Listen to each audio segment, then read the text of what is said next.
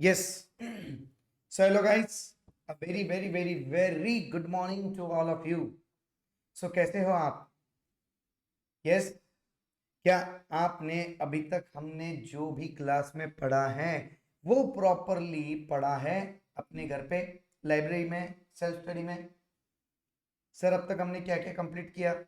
Introduction, basics of GST, all the definitions, इसके बाद में supply, section number 7, section number 8 composite supply, mix supply, section number 9 charge, जिसमें forward charge, reverse charge और ECO था। इसके बाद में section number 10 composition scheme, section number 12 and 13 time of supply of goods and services, और section number 15 value of supply, जिसमें था 15.1, 15.2, 15.3। 15.2 में भी 5 क्लॉज और 3 में 2 क्लॉज। ठीक है, ये अब तक हमने कंप्लीट किया है। क्या आप सभी लोगों का ये पढ़ना हो चुका है? यस, जवाब दीजिए। क्या प्रॉपरली आपने ये सब पढ़ लिया है? Yes, very good. Now see the thing, अब हम जो आज टॉपिक स्टार्ट करने जा रहे हैं उसका नाम है प्लेस ऑफ सप्लाई। उसका नाम है प्लेस ऑफ सप्लाई। बेटा देखो, अब तक जो भी टॉपिक हमने पढ़े अब तक और आगे भी जो पढ़ने वाले हैं प्लेस ऑफ सप्लाई के बाद, ये जो सभी टॉपिक्स है ये सारे सेक्शंस है सीजीएसटी एक्ट। ये सारे सेक्शंस है सीजीएसटी एक्ट। बट आज जो टॉपिक हम पढ़ रहे हैं प्लेस ऑफ सप्लाई, ये सेक्शंस है IGST act. So place of supply को आईजीएसटी एक्ट में डिफाइन किया गया है and there are 4 sections. Section number 10, 11, 12 and 30। ये 4 सेक्शंस के अंदर प्लेस ऑफ सप्लाई को प्रॉपरली डिफाइन किया। इसमें सबसे पहला सेक्शन नंबर 10, हम पहले 10 और 12 की बात करते हैं। सर ये दोनों है ना, ये दोनों है ना इंडिया की बात, ये दोनों है ना इंडिया की बात करते हैं। जैसे कि सबसे पहला सेक्शन नंबर 10 क्या कहता है? Place of supply of goods other than import and export. Place of supply of goods other than import and export. Sir import and export के अलावा जो भी गुड्स है उनका पीओएस बताएगा section number 10। So sir section number 10 क्या कहता है ये देखते हैं। चलो सर, सेक्शन नंबर 10 में 1 2 3 4 5 6 clause. Section number 10 1A, 1B, 1C, 1CA, 1D और 1E। सर सेक्शन नंबर 10(1) क्या कहता है? Where supply involves moment of goods by person. कोई भी पर्सन ने सप्लाई किया जहां पे मोमेंट ऑफ गुड्स है तो उस केस में पीओएस क्या रहेगा? Location where the moment of goods terminate for delivery. जहां पे जाके इन गुड्स की डिलीवरी खत्म हो रही है। Location where the moment of goods terminates for delivery. Section 10(1)(b) कहता है where the goods delivered on the direction of third person, यानी bill to ship to. A कहता है बिल मेरे नाम का होना चाहिए, पेमेंट मैं कर रहा हूं, बिल मेरे नाम का होना चाहिए, लेकिन गुड्स सी को पहुंचा दो, लेकिन गुड्स सी को पहुंचा। ये क्या हुआ? ये हुआ बिल टू शिप टू। ये हुआ bill to ship to. Yes, एक सेकेंड। तो ये हुआ बिल टू शिप टू, जहां पे बिल मेरे नाम होगा, ए के नाम, और बी लोकेशन पे शिपिंग हो, वहां जाके हम डिलीवर करेंगे। So bill to ship to. So bill to ship to के केस में यहां पे पीओएस रहेगा principal place of business of such third person. ऐसे थर्ड पर्सन का प्रिंसिपल प्लेस ऑफ बिजनेस, और यहाँ पे थर्ड पर्सन वो पर्सन है जो जिसका बिल पे नाम है, जिसका बिल पे नाम है। यस, जो पे कर रहा है और जिसका बिल पे नाम है, that is the that is the third person. Now next 10(1)(c) क्या कहता है? Where there is no moment of goods. Sir जहां पे मोमेंट ऑफ गुड्स ही नहीं है उस केस में यहां पे पीओएस रहेगा location of such goods at the time of delivery. Sir at the time of delivery ये गुड्स जिस लोकेशन पे रहेंगे वो गुड्स. सर इसका एग्जांपल देता हूं आपको. बेटा मान लो आपको BMW खरीदना है और आपके सिटी में उसका शोरूम नहीं है. अगर आपकी सिटी में उसका शोरूम नहीं है, आपको खरीदना है, तो क्या करोगे? सर नियरेस्ट कोई मेट्रो सिटी होगी ना जहां पे शोरूम होगा, वहां पे जाके खरीद. अब ऐसा होगा क्या, ऑर्डर किया और BMW मेरे घर पे आ गई डिलीवरी के लिए? नहीं सर, मुझे शोरूम पे जाना पड़ेगा, खरीदना पड़ेगा. So this are the goods where there is no moment of goods. आपको शोरूम पे जाके उसकी डिलीवरी लेनी पड़ती है. तो इस केस में पीओएस क्या रहेगा? Location of goods at the time of delivery. ये देखो डिलीवरी के समय वो गुड्स का लोकेशन कहाँ था, वहां. आफ्टर दैट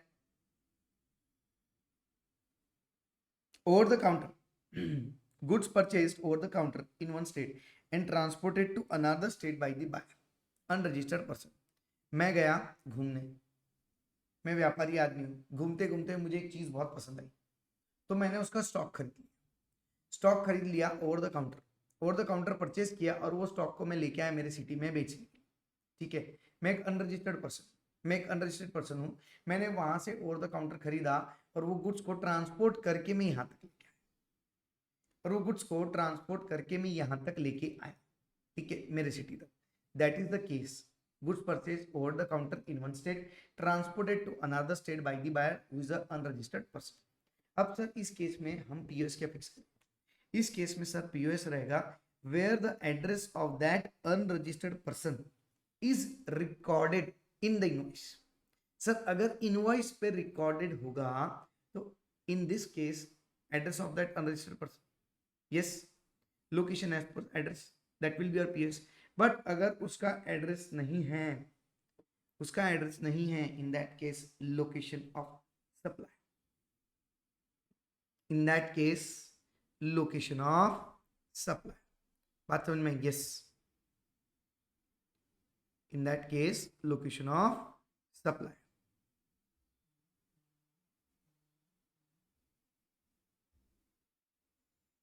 अब देखो बेटा आगे बढ़ते हैं. Sir 10(1)(ca) talks about this thing. Now 10(1)(d) talks about where goods are assembled or installed at site. For example air conditioner. Sir मैंने ऑर्डर किया, उसने डिलीवर भी करके दिया, बट वो गुड्स असेंबल और इंस्टॉल जब तक नहीं होंगे तब तक मेरे काम. वो गुड्स लेके आया मेरे यहाँ पे, असेंबल और इंस्टॉल करा और चल. In that case POS will be the place where goods are assembled और इंस्टॉल्ड.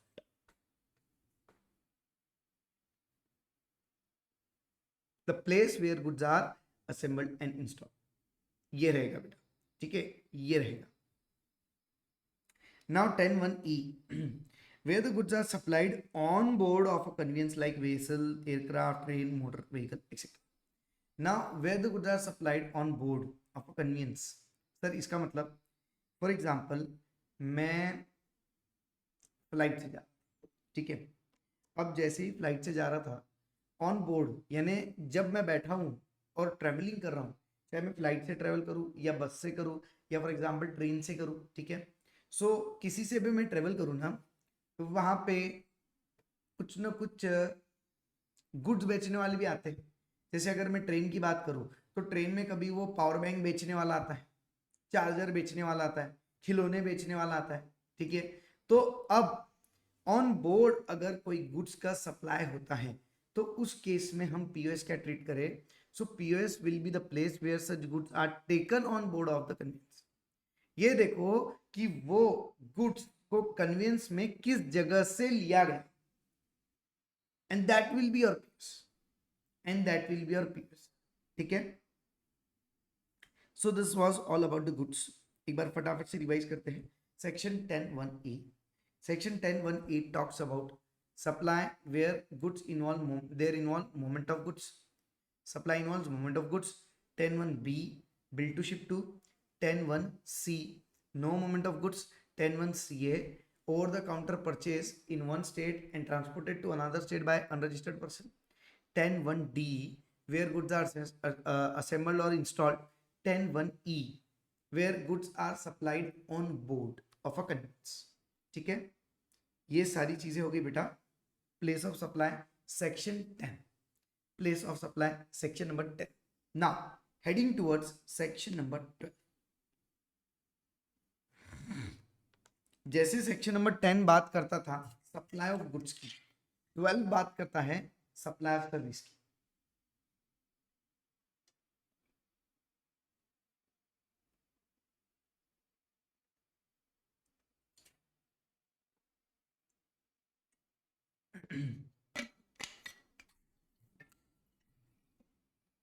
यस सो मैंने कहा बेटा जैसे 10 बात करता है सप्लाई ऑफ गुड्स की, 12 बात करता है सप्लाई ऑफ सर्विस की.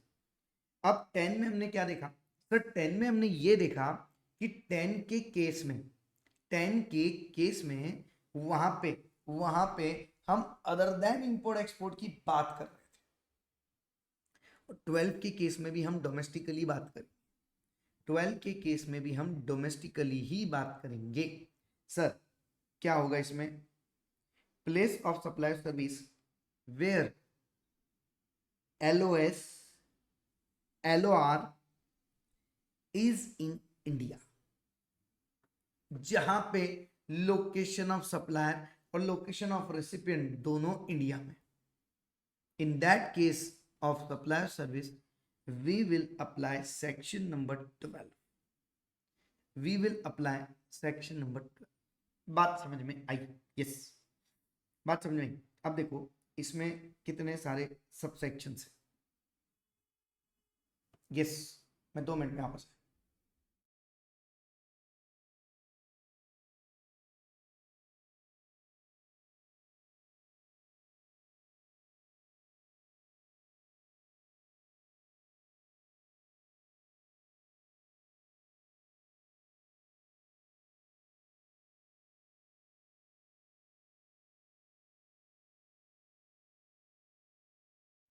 यस सो सर यहाँ पे क्या होता है, इन सबसेक्शंस में सबसे पहले रहते हैं section number 12(2). This is general provision यानी रेसिडुअली सेक्शन.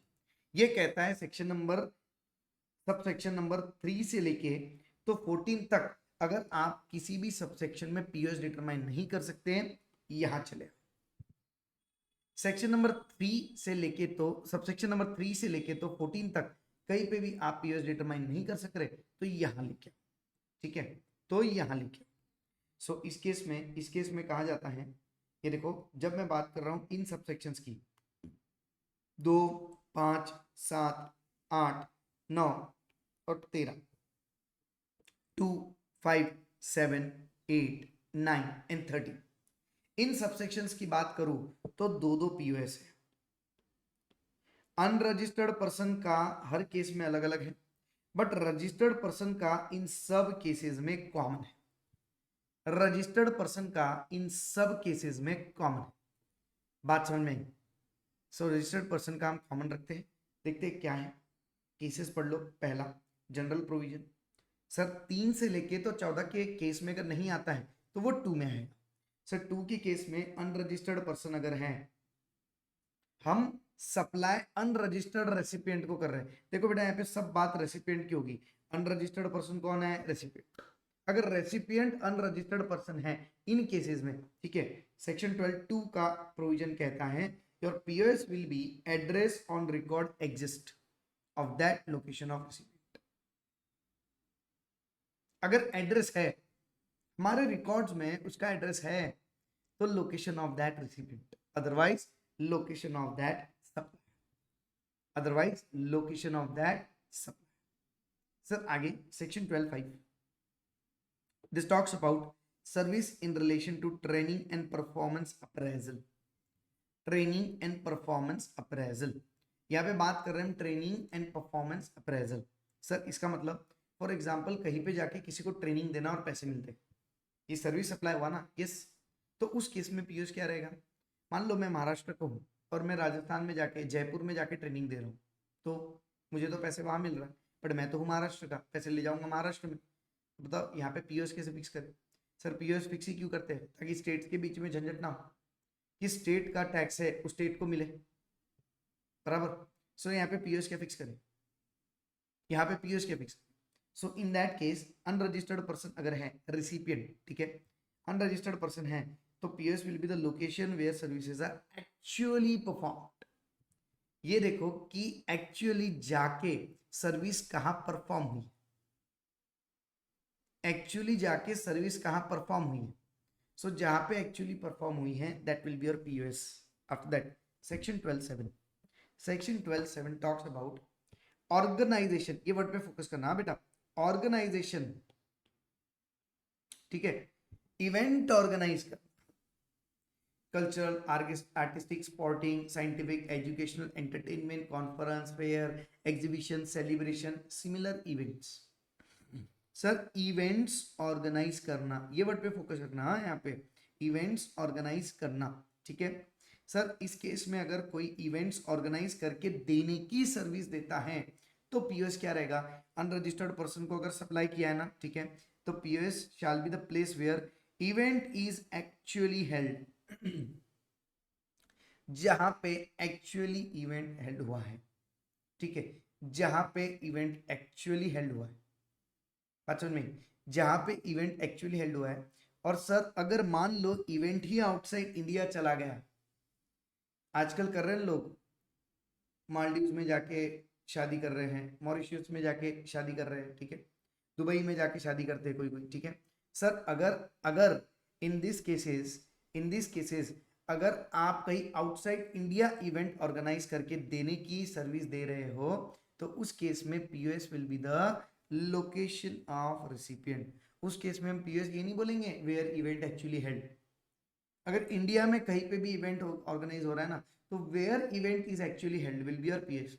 अगर इंडिया के बाहर चला गया तो उस केस में location of recipient. But section 12 का टाइटल ध्यान रखना, एलओएस और एलओआर दोनों के दोनों इंडिया में है। बात समझ में आई? तभी सेक्शन 12 एप्लीकेबल होगा। बात समझ में ना? Section 12(8) transportation of goods, goods को ट्रांसपोर्ट करवा के देने की सर्विस अगर अनरजिस्टर्ड पर्सन को प्रोवाइड कर रहे हो, यस, तो उस केस में POS will be the location at which goods are handed over for their transportation. जिस जगह से आपने गुड्स को ट्रांसपोर्टेशन के लिए हैंड ओवर किया है, भैया यहां से गुड्स ले जाओ, ये लो, अब यहां से तुम्हारे हवाले वतन साथी हो, तो उस केस में your location will be the location where the goods are handed over for their transportation. After that section number 12(9) transportation of passenger. Goods की बात कर ली सर, तो पैसेंजर क्यों पीछे रह जाएंगे, वो भी तो दौड़े चले आएंगे।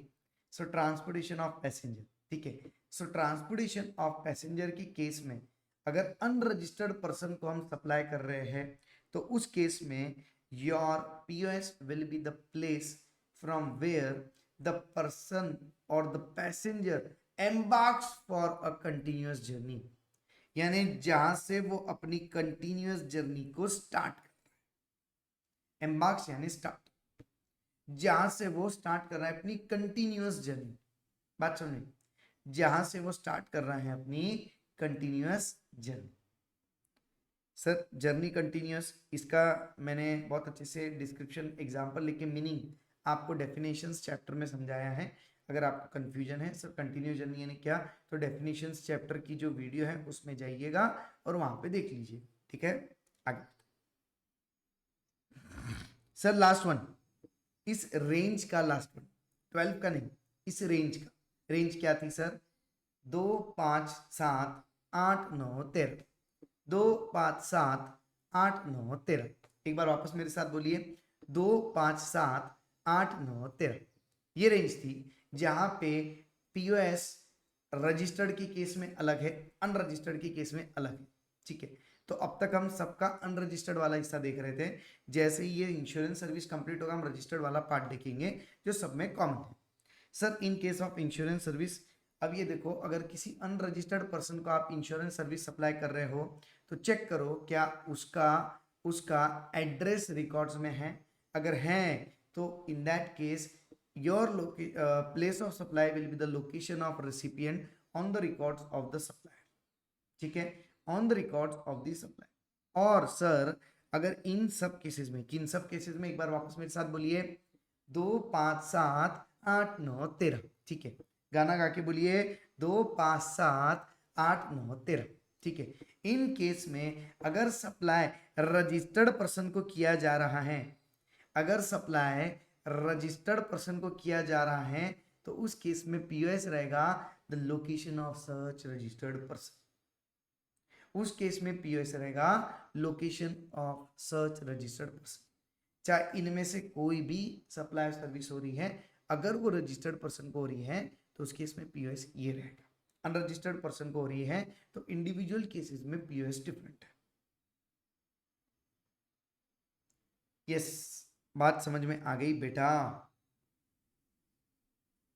यस, बात समझ में आ गई बेटा?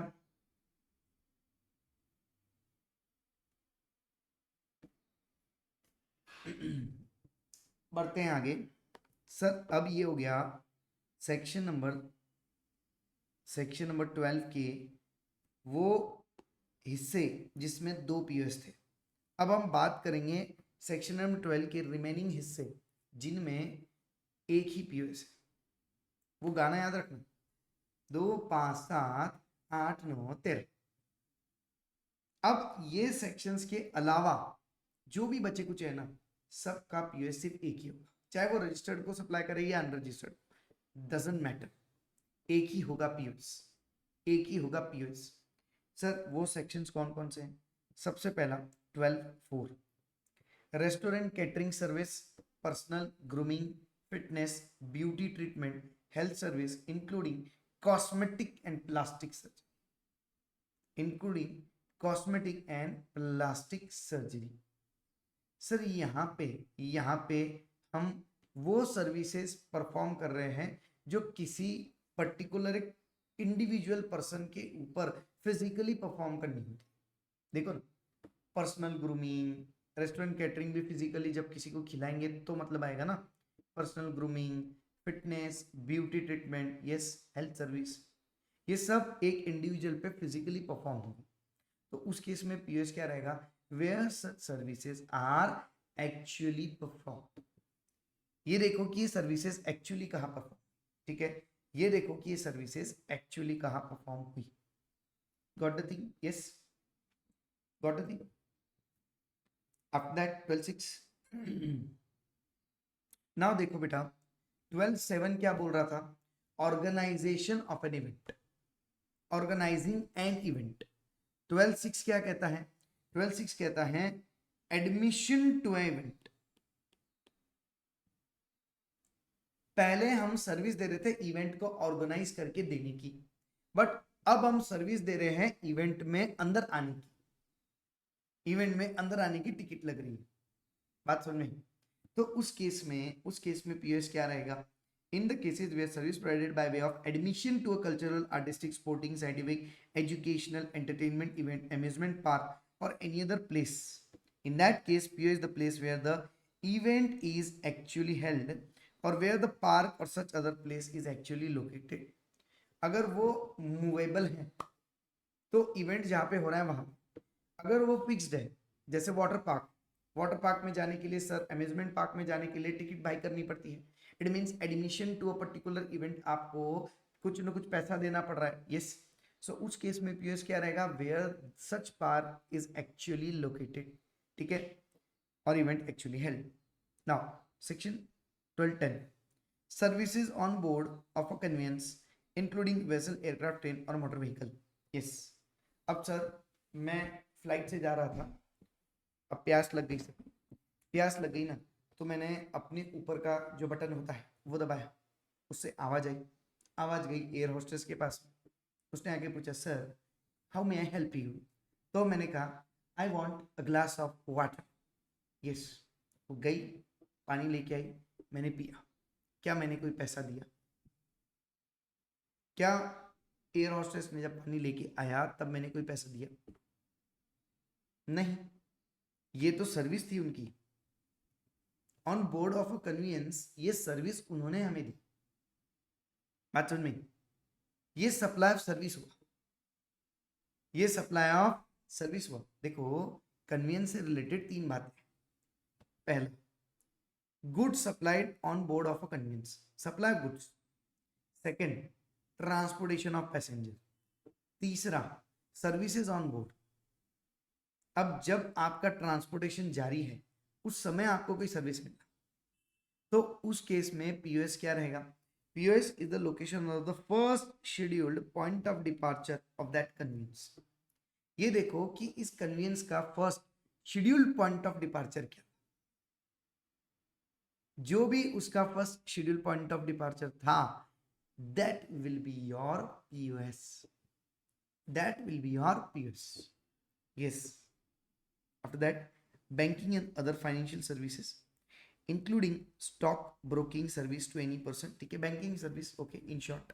सो बैंकिंग सर्विस के केस में क्या रहेगा पीओएस? अगर एड्रेस दिया है आपके रिकॉर्ड्स में, एड्रेस है तो POS is LOR otherwise LOS. POS is LOR otherwise LOS. Address दिया है रिकॉर्ड में तो। बात समझ में आई क्या? यस। बाद में बात करते हैं सेक्शन नंबर 12(3) की। सेक्शन नंबर 12(3) की। सर सेक्शन नंबर 12(3) क्या कहता है? अब देखो सेक्शन नंबर 12(3) कहता है services in relation to an immovable property. एक इमूवेबल प्रॉपर्टी जो है, एक इमूवेबल प्रॉपर्टी जो है ना, उससे रिलेटेड सर्विसेज, चाहे उसको रेंट पे दो, चाहे उसको इंटीरियर डिजाइन करवाओ, चाहे उसको बिल्ड करवाओ, यस, या अकोमोडेशन पर्पस के लिए दो, होटल वगैरह ये जो भी होती है, ठीक है। सो ये सारी चीजें, ये सारी चीजें, ये सारी चीजें, तो इन केस में पीओएस क्या रहेगा? सर पहले तो देखो ये इमूवेबल प्रॉपर्टी कहाँ लोकेटेड है। अगर आप होटल चला रहे हो, आप admission to a premises of hotel, ठीक है, अकोमोडेशन सर्विस दे रहे हो होटल की, तो उस केस में पीओएस क्या रहेगा? सर पहले तो देखो ये प्रॉपर्टी कहाँ लोकेटेड है। पीओएस रहेगा जहां वो प्रॉपर्टी एक्चुअली लोकेटेड है। पीओएस रहेगा जहां वो प्रॉपर्टी एक्चुअली लोकेटेड है। सर अगर वो प्रॉपर्टी इंडिया के बाहर लोकेटेड है तो, अगर वो प्रॉपर्टी इंडिया के बाहर लोकेटेड है तो POS will be LOR. Same organisation of an event का हमने देखा था कि इवेंट अगर इंडिया के अंदर है तो place where such event is actually held, अगर इंडिया के बाहर है तो place where the location of recipient is there. Same case है इमूवेबल प्रॉपर्टी का, place where immovable property is actually held, और अगर इंडिया के बाहर हेल्ड है तो in that case LOR, in that case LOR. बात समझ में? यस, बात समझ में बेटा? बात समझ में आई? आगे बढ़ते हैं। सर ये हो गए सेक्शंस, ठीक है। आफ्टर दैट सेक्शन 12(11) ये बात कर रहा है टेलीकम्युनिकेशन सर्विसेज की। ये बात करता है बेटा telecommunication services.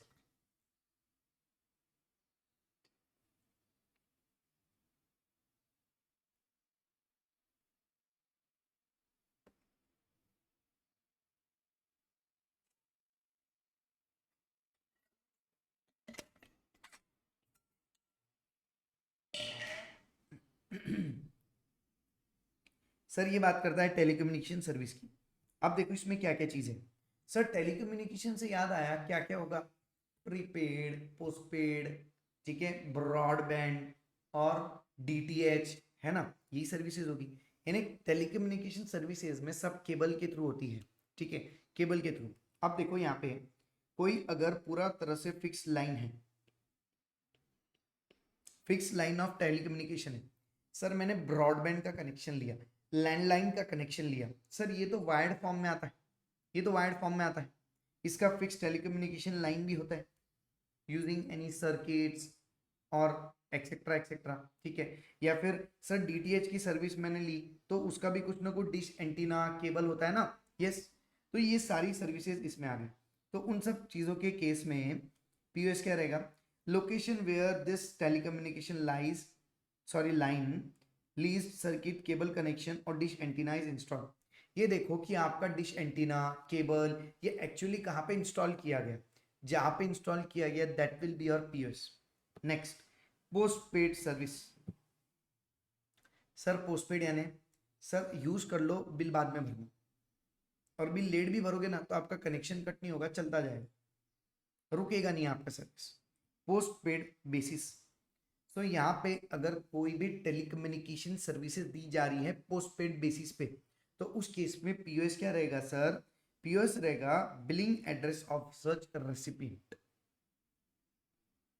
Yes, billing address of such recipient, क्योंकि सर पोस्टपेड की केस में बिल आता है उसमें एड्रेस लिखा होता है कि ये बिल किसके नाम पे है, ठीक है, और address of that particular person. So postpaid का केस होगा तो बिलिंग एड्रेस पे जो रिसिपिएंट बिलिंग के ऊपर जो बिल्स के ऊपर जो बिलिंग एड्रेस रिसिपिएंट का दिया है वो। After that sir prepaid service. अब प्रीपेड सर्विस नहीं रहता, प्रीपेड सिम कार्ड, वो तीन तरह से मिलता है। पहला तरीका या तो सीधा सीधा स्टोर पे चले जाओ, स्टोर से ले लो।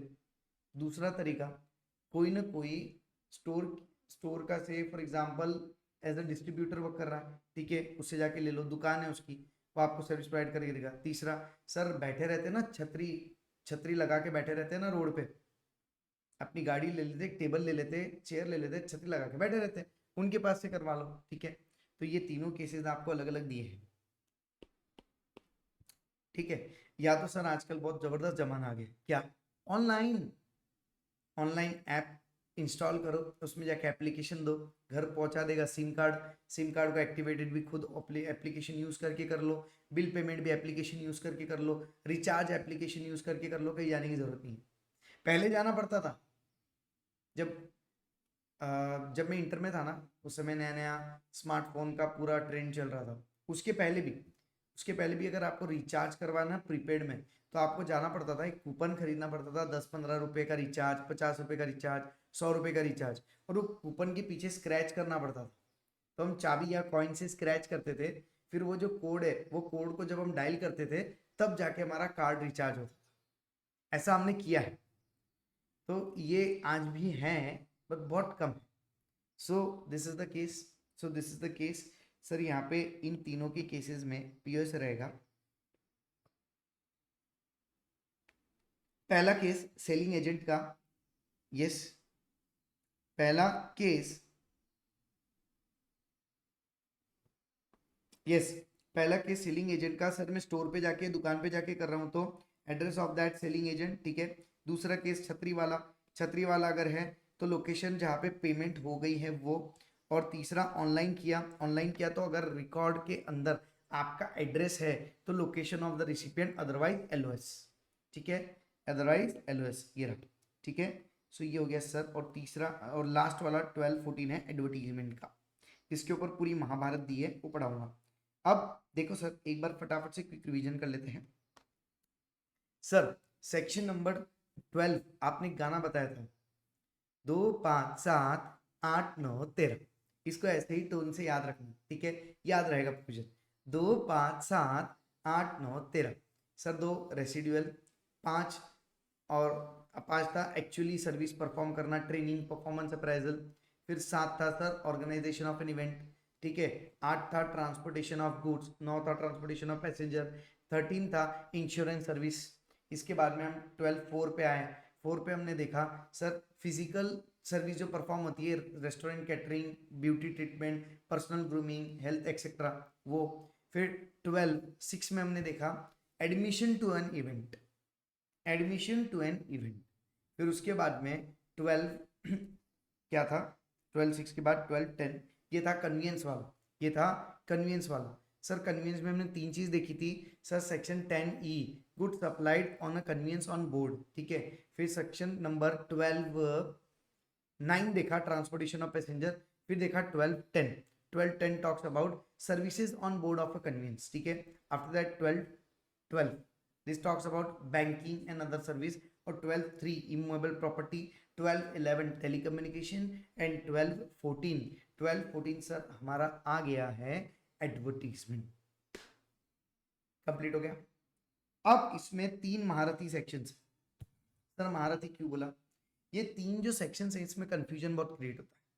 सर हमें तो सब डाउट क्लियर, कुछ है ही नहीं डाउट, हमारा सब कंफ्यूजन क्लियर है। अरे भाई साहब तुम्हारा कंफ्यूजन क्लियर है, लेकिन ये क्लैरिफिकेशन इशू किया था, ये क्लैरिफिकेशन इशू किया था फॉर दिस 3 सेक्शंस, सब सेक्शंस। क्यों? क्योंकि यहाँ पे कंफ्यूजन स्टेट्स को हो रहा था, आपको नहीं। स्टेट को कंफ्यूजन हो रहा था, अरे भाई मेरा हिस्सा कितना हुआ, मेरा हिस्सा कितना हुआ सर, ये क्लियर नहीं हो पा रहा था। कैसे? फॉर एग्जाम्पल बात करता हूँ इमूवेबल प्रॉपर्टी। अब आपने आईटीसी ग्रुप ऑफ होटल्स का नाम तो सुना, तो आईटीसी ग्रुप ऑफ होटल्स का हेड ऑफिस है फॉर एग्जाम्पल मुंबई में, फॉर एग्जाम्पल मुंबई में। अब मुंबई में उनका हेड ऑफिस है और होटल हर सिटी में, हर स्टेट में। तो मैंने डायरेक्टली मुंबई में जाके उनसे डील किया कि मैं आपको 1 लाख रुपए का पेमेंट करता हूं, पूरे साल में मैं आपके कहीं पे भी जो होटल्स है वहां पे स्टे कर सकता हूं फॉर टोटल 40 नाइट्स। 40 नाइट्स मेरा स्टे रहेगा टोटल, मैं इंडिया में जहां पे भी आपके होटल से मैं कहीं पे भी स्टे कर सकता हूं, ठीक है, कितनी भी बार, 40 नाइट्स मैक्स। इसके लिए उन्होंने 1 लाख रुपए, ठीक है, मैंने दे दिया। अब मैंने हेड ऑफिस को पेमेंट किया जो कि मुंबई में, वहीं पे मैंने जीएसटी भी पे किया उनको, 1 लाख रुपए के ऊपर जितना जीएसटी आ रहा था। सर टोटल अमाउंट मैंने मुंबई में पे कर दिया महाराष्ट्र गवर्नमेंट। अब महाराष्ट्र गवर्नमेंट कहेगी ये जो टैक्स है ना पूरा हमारा है, क्योंकि हेड ऑफिस तो मुंबई का है, बंदा भी मुंबई का है। बट नजरिए से देखो, जब मैं राजस्थान में रुकूंगा आईटीसी ग्रुप ऑफ होटल में, जब मैं गोवा में रुकूंगा, मैं दिल्ली में रुकूंगा, बेंगलोर में रुकूंगा, अब यहाँ पे general provisions of the act क्या कहते हैं, सेक्शन नंबर 12(3) क्या कहता है? सर वो कहता है where such properties actually located should be your PS. तो वो हिसाब से मेरा पीएस क्या होगा? दिल्ली होगा, जयपुर होगा, मेरा पीएस होगा गोवा, मेरा पीएस होगा बेंगलोर। मुंबई कहाँ से हुआ भाई? वहां तो हेड ऑफिस है, तुमने पेमेंट कर दी, लेकिन वहां पे तो तुम रुके नहीं एक रात भी। आप कहाँ रुक रहे हो? आप इन लोकेशन पे रुक रहे हो, तो पीएस इन लोकेशन का डिफरेंट डिफरेंट होगा। 10 रात में अगर मैं दिल्ली में रुकता हूँ तो मेरा पीएस 10 रात का तो दिल्ली हुआ। सर 5 रात में रुका गोवा में, तो गोवा होना चाहिए आपका, बात समझ में आई? तो जहां पे आप रुकते हो वहां का पीएस होना चाहिए as per the subsections. Sir यहाँ पे कहीं ना कहीं कॉन्ट्रडिक्ट हो रहा था, समझ नहीं आ रहा था किसको जाएगा। तो यहाँ पे इन्होंने कहा है इन पर्टिकुलर 3 सेक्शंस में। सर 3 सेक्शंस कौन कौन से थे? पहला 12(3), दूसरा 12(11), ठीक है, और तीसरा इवेंट वाला, तीसरा इवेंट वाला हाईलाइट करवा देता हूँ फटाफट से, देखो बेटा, इवेंट सर्किट, लीज सर्किट 12(11), 12(7), 12(11), और तीसरा इमूवेबल प्रॉपर्टी। यस, ये रहा इमूवेबल प्रॉपर्टी 12(3), ठीक है, immovable property event circuit, yes, this 3 cases. अब इन 3 केसेस में ऐसे ही होगा सर। सर फिर यहाँ पे हम कैसे करें? आपस में स्टेट्स में झगड़ा हो जाएगा, अरे नहीं यार मेरे यहाँ होटल थी तो जीएसटी मुझे मिलना चाहिए। तो यहाँ पे आपको क्या करना चाहिए? बंटवारा। क्या करना चाहिए सर? बंटवारा। अब बंटवारा कैसे होगा? सर बंटवारे के लिए कोई ना कोई आपस में एग्रीमेंट करके रखो स्टेट्स के बीच में कि इतना हिस्सा मेरा रहेगा, इतना हिस्सा मेरा रहेगा, ठीक है।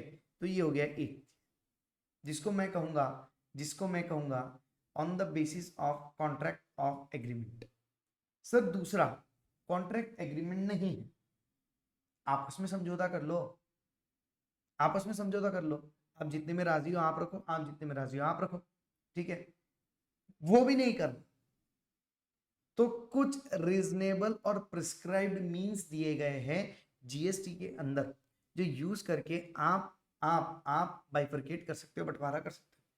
फॉर एग्जाम्पल अगर मैं देखूं डिफरेंट नाइट्स डिफरेंट स्टेट में आपने स्टे किया है, तो उस हिसाब से आपको पर नाइट कैलकुलेशन करना पड़ेगा और उसको मल्टीप्लाई करना पड़ेगा टोटल नाइट्स आपने जिस स्टेट में स्टे किए उस हिसाब से।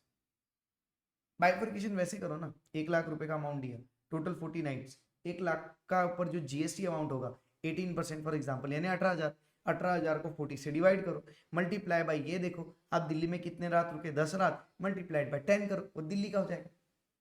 बात समझ में? तो इसको कहते हैं रीजनेबल और प्रपोज्ड मीन्स। ठीक है, रीजनेबल और प्रपोज्ड मीन्स जो आपको अलग से यहाँ दिए गए हैं, ये जो टेबल दिख रही है ना, ये रीजनेबल और प्रपोज्ड मीन्स की ही है बेटा। ये देखो, ये रीजनेबल और प्रपोज्ड मीन्स की ही है। यस, कुछ नया नहीं है। This are the table for reasonable and proposed means. ठीक है, बात समझ में आई? यस यस, बात समझ में आई? सर एक 5 मिनट रुकते हैं, उसके बाद में वापस शुरू करते हैं। ठीक है, 5 मिनट। तो यस, वेलकम बैक।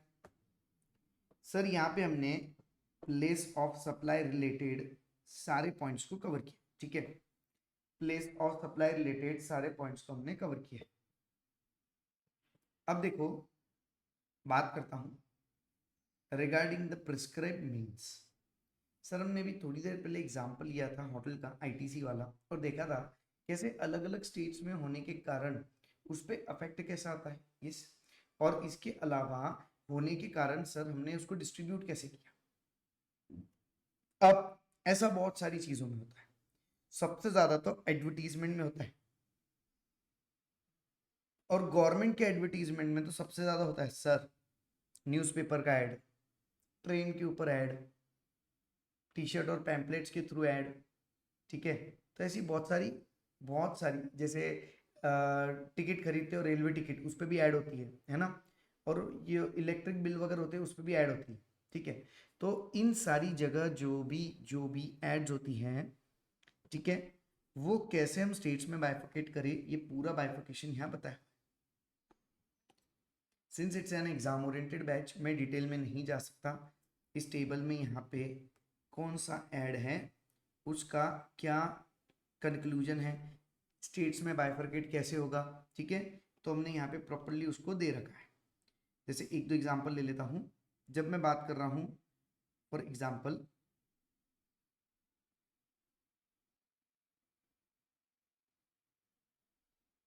पहला न्यूज़पेपर की, न्यूज़पेपर केस में कैसे बाइफर्केट करोगे। Now amount available for publishing and advertisement in all the editions of a newspaper or publication which are published in each state or entity। ये देखो कि आपने ये मौका कहाँ कहाँ पब्लिश करने के लिए दिया है। आपने जिस स्टेट में जितने पब्लिकेशन करने दिए, मान लो दिल्ली में मैंने बोला 1 लाख एडिशन है वहां पे, मुंबई में 2 लाख एडिशन है वहां पे। ठीक है, तो ये देखा जाएगा कि मैं पब्लिश करने के लिए, एड पब्लिश करने के लिए एडिशन वाइज पेमेंट जब उसको कर रहा हूं, तो टोटल कितने एडिशन का पेमेंट कर रहा हूं, उसको बाइफरकेट करो एक स्टेट में कितने कितने रीडर्स। यस, एक स्टेट में कितने रीडर्स है, कितने पब्लिकेशन है, कैसे पब्लिश होगा। सर इसके बाद में yes, advertisement on train. Sir train एक जगह से निकलती है और दूसरी जगह जाके पहुंचती है, बीच में बहुत स्टेशन आते हैं। मान लो मैं बात करूं अगर मुंबई से कलकत्ता, सर मुंबई से निकलेगी तो वहां पे मुंबई से निकल के महाराष्ट्र क्रॉस करके छत्तीसगढ़ आएगा, सर फिर उसके बाद में उड़ीसा आएगा, सर उसके बाद में कहीं जाके आगे वेस्ट बंगाल, है ना, ऐसे ही होगा ना। यस, उस केस में यहाँ पे मल्टीपल स्टेट्स इन्वॉल्व है। तो जब एक पर्सन ट्रेवल करेगा फ्रॉम मुंबई टू कलकत्ता, ठीक है, तो अब वो देख रहा है कि भैया ट्रेन के ऊपर ऐड हो रखा है, ट्रेन के ऊपर ऐड हो रखा है। अब वो देख रहा है कि ट्रेन के बाहर में गवर्नमेंट ने कोई तो भी एक योजना है उसका पूरा एडवर्टीजमेंट कर रखा है। यस, तो अब जब गवर्नमेंट ने एडवर्टीजमेंट एजेंसी को इसके लिए पेमेंट किया है, तो उस केस में जीएसटी अगर लगा है तो उस जीएसटी को बाइफरकेट कैसे करोगे। सर बाइफरकेट करोगे हम using the length of railway track. ये देखो कि जिस ट्रैक से वो रेलवे जा रही हैं उस ट्रैक पर कितना एरिया, लेंथ, कितना ट्रैक का लेंथ महाराष्ट्र में है, कितना ट्रैक का लेंथ छत्तीसगढ़ में है, कितना ट्रैक का लेंथ उड़ीसा में है, कितना ट्रैक का length West Bengal. on the basis of length of that track we are going to bifurcate the GST. Sir ये ट्रेन का लेंथ जो है ये कहाँ से मिलेगा? जाओ इंडियन रेलवेज की वेबसाइट पे, वहां जाके मिल जाएगा। वहां जाके देखो कितने स्टेट्स में कितना इस ट्रैक, इस पर्टिकुलर ट्रैक का लेंथ कितना है। ट्रेन वहां पे डालोगे ना आप ट्रेन नंबर, तो वो लेंथ बता देगा कि इस ट्रैक का लेंथ कितना है, महाराष्ट्र में कितना है, इधर कितना है, उधर कितना है। तो वो लेंथ ले लो और उस अकॉर्डिंगली कैलकुलेट कर, रेशियो बना लो उसका। बात समझ में? सो इस तरह से यहाँ पे इस तरह से बेटा हम कैलकुलेट करने वाले हैं कि जीएसटी अमाउंट को बाइफरकेट कैसे करें, बंटवारा कैसे करें। ठीक है, and this is how we completed the place of supply. ठीक है, यही सारी चीजें हैं बेटा जो आपको एग्जाम्पल से पढ़नी होगी। Since this is an exam oriented batch, मैं एक एक चीज के डिटेल में नहीं जा सकता। ठीक है, क्योंकि हमारे पास में टाइम की भी पाबंदी है, हमें डीटी आईडीटी दोनों कंप्लीट करना है। ठीक है, अब ऐसा करेंगे तो फिर तो एग्जाम खत्म होने के बाद तक सिलेबस चल जाएगा। ठीक है, सो यहाँ पे मैं आपको इतना ही एक्सप्लेन कर सकता हूँ रिगार्डिंग द फ्यू एग्जाम्पल्स जो मैंने आपको लिए, कैसे बाइफरकेट होगा, और बाकी चीजें इस टेबल में प्रॉपर्ली दी है, आप पढ़ सकते हो कि किस केस में कैसे बाइफरकेशन होगा। बस ये लिखा है, कुछ भी इसमें टफ नहीं है। ऐसा केस अगर है तो ऐसे बाइफरकेट करेंगे, ये केस है तो ये बाइफरकेशन होगा, बस यही दिया हुआ है, बस यही दिया हुआ है। ठीक है, so these are the things and this is how we completed the section number 12 of place of supply। बेटा एक चीज ध्यान में रखना, जब आप प्लेस ऑफ सप्लाई पढ़ते हो सबसे ज्यादा इंपॉर्टेंट है सेक्शन नंबर 10 पूरा, और सेक्शन नंबर 12 जिसमें हमने देखे थे ना दो रजिस्टर्ड पर्सन, सॉरी दो पीओएस हो गए, एक रजिस्टर्ड पर्सन का अलग और अनरजिस्टर्ड पर्सन वाला अलग। तो ये वाला एक सीरीज पूरा इंपॉर्टेंट है जो आप लर्न करोगे। यस, 2 5 7 8 9 13, ठीक है, ये इंपॉर्टेंट है। एक इंपॉर्टेंट हो गया अपना इमूवेबल प्रॉपर्टी वाला केस, सेक्शन 12(3), ठीक है, इनको तो छोड़ना ही मत बिल्कुल, और इनके क्वेश्चंस तो कैसे भी मत छोड़ना। टाइम ऑफ सप्लाई और प्लेस ऑफ सप्लाई पे 4 मार्क का तो कहीं से भी पूछ लेते हैं। फर्क इतना है कि टाइम ऑफ सप्लाई पे एक इंडिविजुअल क्वेश्चन होगा, प्लेस ऑफ सप्लाई को कहीं ना कहीं घुसा देते हैं बीच में। इंडिविजुअल क्वेश्चन हो सकता है बट कहीं ना कहीं वो इस प्रोविजंस को कहीं ना कहीं दूसरे कोई बड़े क्वेश्चन में घुसा देते हैं। कंप्यूटेशन वाला जो बड़ा क्वेश्चन होता है उसमें घुसा देंगे। बोलो क्या करोगे, बताओ, डिसीजन लो। पीओएस के केस पे डिसीजन लो, इंटरस्टेट है कि इंट्रा है, सप्लाई कौन सा है, भी होगा ना। पीओएस फिक्स होगा तब मालूम पड़ेगा ना कि प्लेस ऑफ सप्लाई क्या है। फिर आप देखोगे what the location of supplier and what is the place of supply. Now you make the judgement either it is an interstate और इंटरस्टेट। बात समझ में? तो ये सारे प्रोविजंस कुछ इस तरह से पूछे जाते हैं एग्जाम्स। ठीक है, तो अब आगे बढ़ना है हमें।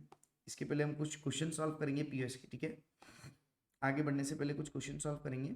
So let me download the material question bank for the questions. आगे बढ़ते हैं। ठीक है, सो एक 10 मिनट का गैप आप भी ले लो, फटाफट से एक रिवाइज कर लो सारे सेक्शंस को, सब सेक्शंस को, और मैं थोड़ी देर में क्वेश्चन आंसर लेके आपके सामने आता हूँ। ठीक है।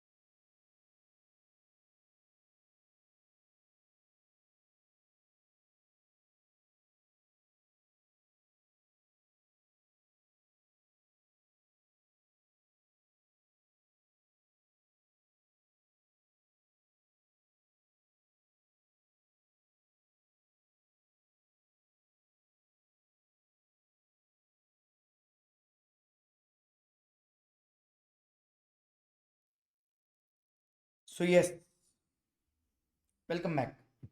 श्योर, फटाफट से क्वेश्चन देख लेते हैं तो हमारा पीओएस कंप्लीट हो जाएगा।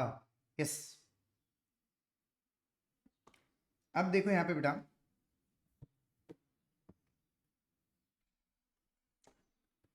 नाउ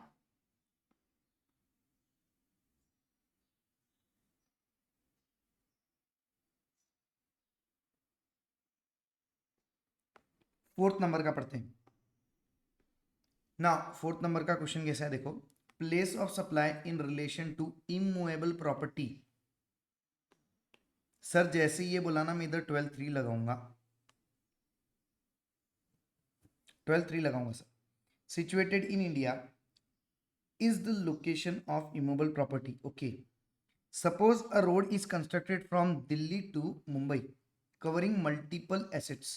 ठीक है, ये इमूवेबल प्रॉपर्टी है, रोड की बारे में बात कर रहे हो। ओके, दिल्ली से मुंबई में रोड बिल्ड हो रहा है और वहां पे मल्टीपल स्टेट्स इन्वॉल्व है। What will be the POS of construction service? क्या होगा सर, बताओ। ये थ्योरी क्वेश्चंस है, इसको लिखने का तरीका ऑलरेडी मैं फर्स्ट लेक्चर में बता चुका हूँ। सर कैसे लिखते हैं इसको? सर पहले लिखेंगे provision as per section 12 of the IGST act 2017।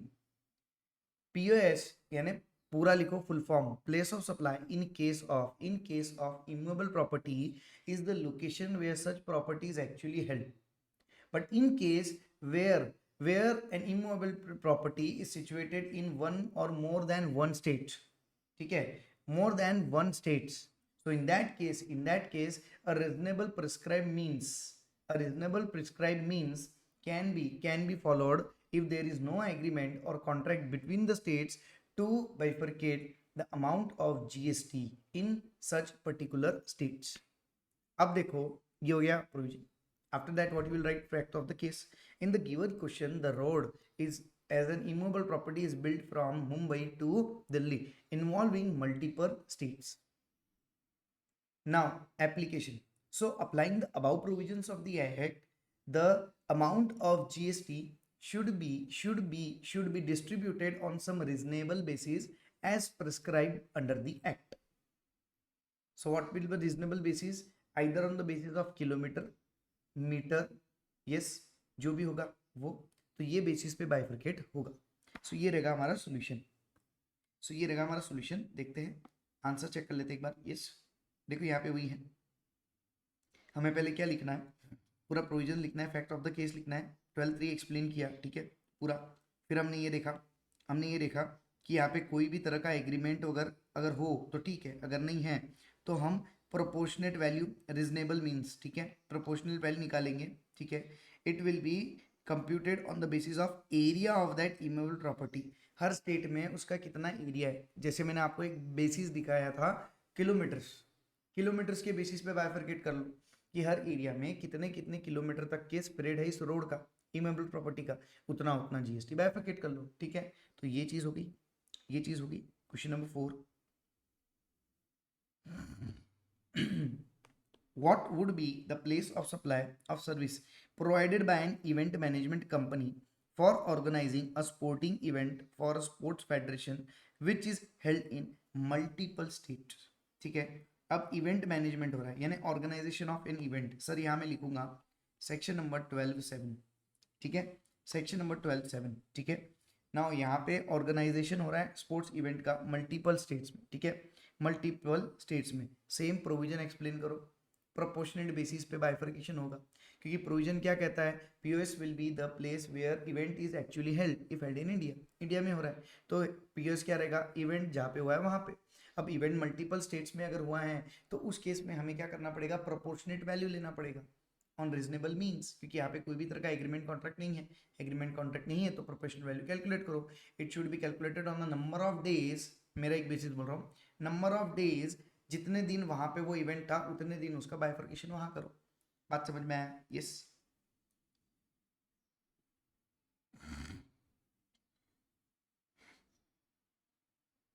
ये देखो 6 ट्रांसपोर्टेशन ऑफ गुड्स, यहाँ सेक्शन लिखूंगा 12(8), ठीक है। Now what is the POS in case of 12(8) where the goods are handed over for transportation, but जहाँ पे ट्रांसपोर्टेशन ऑफ गुड्स हो रहा है, ठीक है, तो यहाँ पे हम प्रोविजन लिखेंगे, यहाँ पे सिर्फ प्रोविजन लिखना है बेटा, यहाँ पे कुछ बोला नहीं है, कोई केस नहीं है यहाँ पे, ठीक है। प्रोविजन लिखो, complete. Now what will be the place of supply of passenger transportation service, again section 12(9), ठीक है। If a person travels from Mumbai to Delhi back to Mumbai. Sir यहाँ पे दो केसेस दे दिए, एक तो मुंबई टू दिल्ली का और बैक टू मुंबई का दिया, ठीक है। तो मुंबई और दिल्ली का जो दिया तो हमने देखा था sir, according to section 12(9) the POS will be the place from where the person embarks for journey, from where the passenger embarks for a continuous journey. तो एम्बार्क्स स्टार्ट कहाँ से किया सर, स्टार्ट किया मुंबई से। सो इस केस में Mumbai to Delhi वाले case में पीओएस क्या रहेगा, Mumbai. But back to Mumbai वाले केस में दिल्ली, क्योंकि वहां से मैं कंटिन्यूअस जर्नी स्टार्ट करूंगा, ठीक है। तो बैक टू मुंबई वाले केस में दिल्ली। बात समझ में आई? यस। सो यहाँ पे सीधा सीधा बेटा हम कुछ भी नहीं कर रहे, प्रोविजन एज इट इज को अप्लाई कर रहे हैं। तो सबसे जरूरी हिस्सा आपके पढ़ाई का आपका प्रोविजन क्लियर होना, और दूसरा प्रोविजन याद होना। अगर आपको प्रोविजन क्लियर है, याद है विथ ऑल सेक्शन सब सेक्शंस, तो सर इसमें आपको यहाँ पे आंसर लिखने में कोई दिक्कत नहीं जाएगी। अगर आपको सेक्शन सब सेक्शंस दोनों अच्छे से याद है प्रोविजंस के साथ, तो इसलिए डेली रूटीन प्रैक्टिस करो अच्छे से पूरे प्रोविजंस, सेक्शंस और सब सेक्शंस याद करने की, ठीक है। So this is the case, this is the case. Last लेते हैं, yes.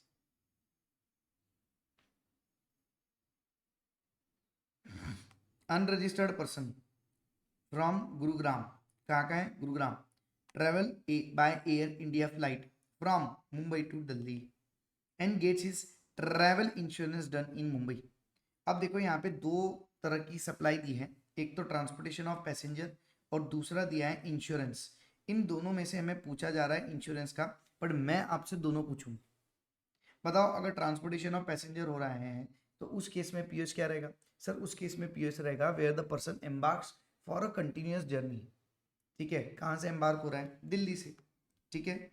Yes, sorry, Air India flight from Mumbai, person Gurugram का है बट फ्लाइट कहाँ से पकड़ रहा है, from where the person is embarking to the continuous journey from Mumbai. तो पीओएस क्या रहेगा, मुंबई रहेगा in case of transportation of passenger, ठीक है। एक ही क्वेश्चन में हम देख रहे हैं कि वो वाला भी हम प्रोविजन क्लियर कर ले, ठीक है। सर अब बात हो रही है इंश्योरेंस सर्विस की। अब इंश्योरेंस सर्विस की अगर बात हो रही है तो इंश्योरेंस कहाँ किया गया है, मुंबई में, यस। क्या आपके रिकॉर्ड में रिसिपिएंट का एड्रेस है, अगर रिसिपिएंट का एड्रेस है तो एलओआर, अदरवाइज एलओएस, ठीक है, अदरवाइज एलओएस। सो ये रहेगा हमारा आंसर विद कंक्लूजन सर।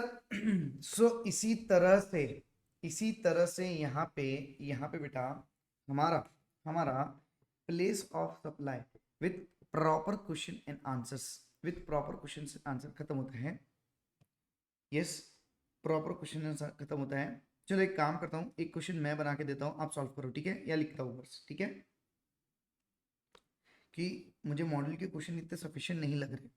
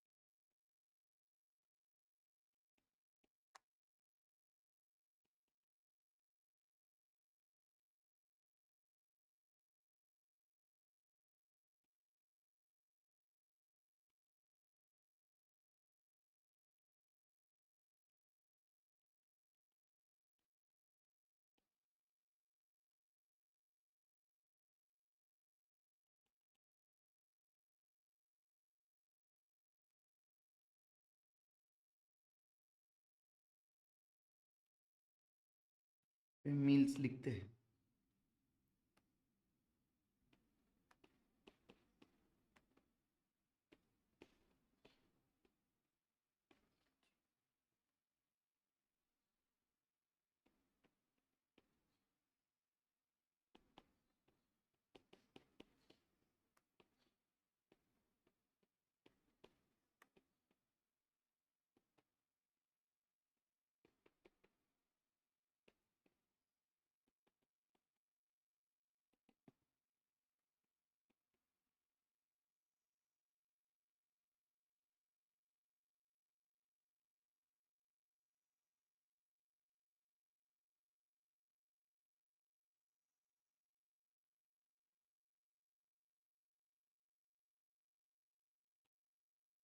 एक सेकेंड।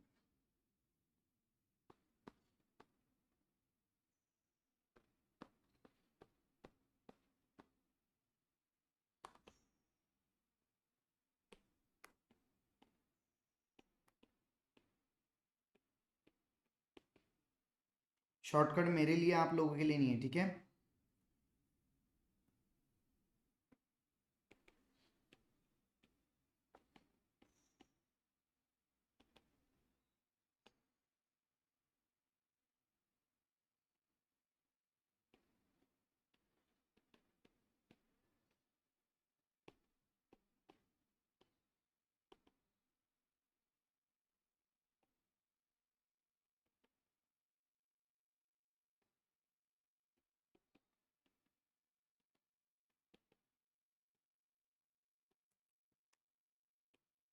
देखो भाई, मेरे लैंग्वेज में मैंने क्वेश्चन बनाया है, ठीक है। पहली बात, मेरे लैंग्वेज में मैंने क्वेश्चन बनाया है, आपको प्रॉपर्ली दिखा देता हूँ। ये देखो, mister A is on a journey by air which he started from Delhi, ठीक है, वहां से बैठा वो, इन BE0067, ये फ्लाइट नंबर है, जिसका शेड्यूल कैसा है, मुंबई दिल्ली कोलकाता, ठीक है, Mumbai Delhi Kolkata. On board mister A received free meals on lunch time, ठीक है, and also he purchased a headrest pillow on board from the flight assistant. What would be the place of supply in each case of different supplies made with respect to the journey? अब ये बताओ कि इस journey के अंदर different supplies कौन कौन सी हुई।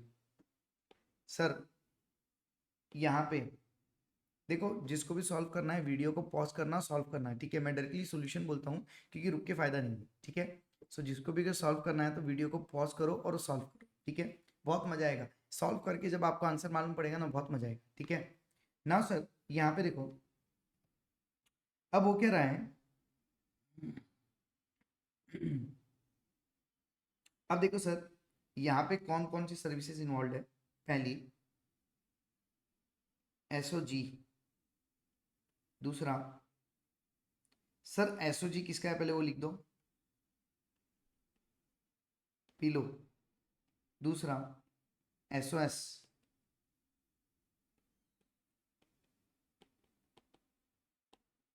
ट्रांसपोर्टेशन, और तीसरा SOS,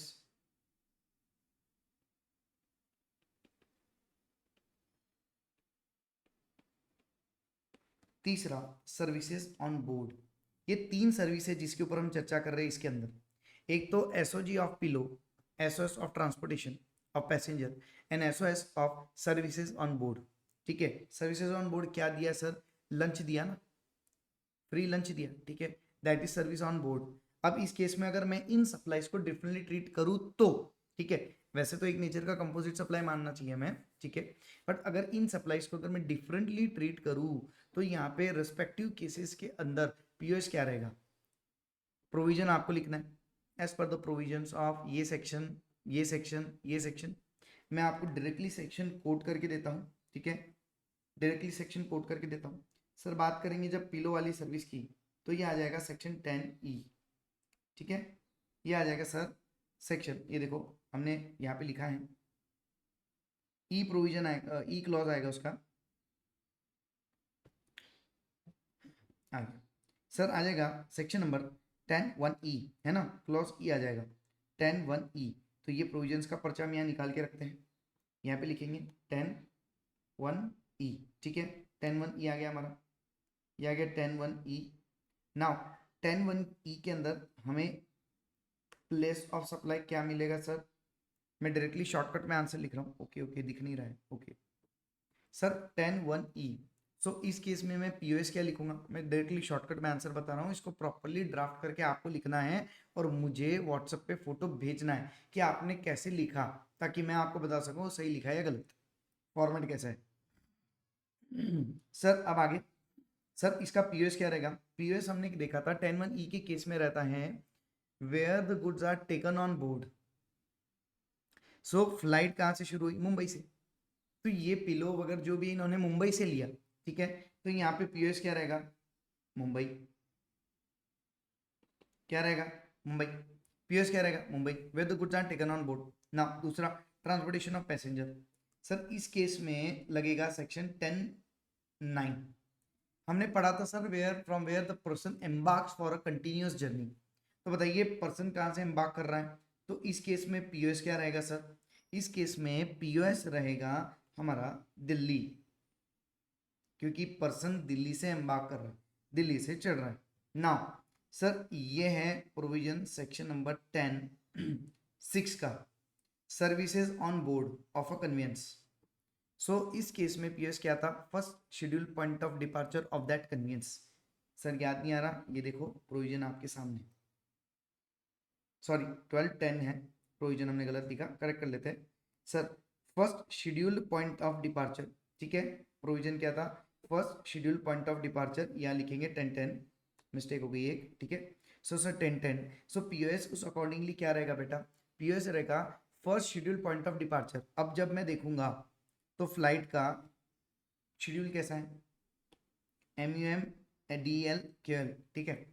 MUM is the first schedule point of departure, तो उस केस में हमारा पीओएस क्या रहेगा सर?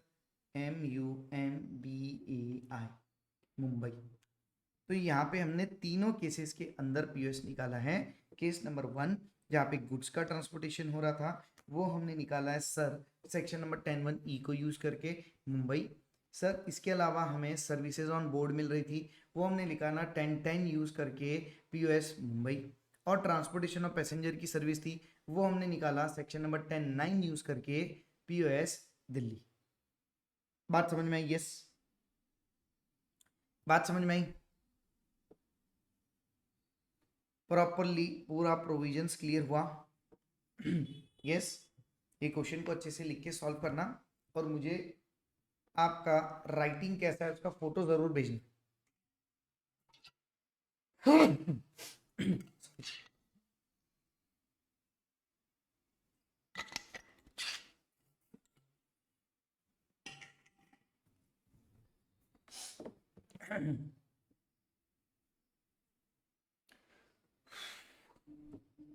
सो यहाँ पे हमारा session place of supply section number 10 और सेक्शन नंबर 12 कंप्लीट होता है। अब नेक्स्ट सेशन में हम जो करने वाले हैं वो है एग्जम्पशंस। हम करने वाले एग्जम्पशंस जो जीएसटी के अंदर सबसे वास्ट टॉपिक है, ह्यूज टॉपिक, सबसे बड़ा टॉपिक जीएसटी में है एग्जम्पशंस, ठीक है। तो वही हम आज करने वाले हैं। ओके सो चलो बेटा ये सेशन को यही स्टॉप करते हैं। यस, फिर हम आगे बढ़ेंगे नेक्स्ट टॉपिक से कल से। Okay so up till that bye by two all of you, have a nice day.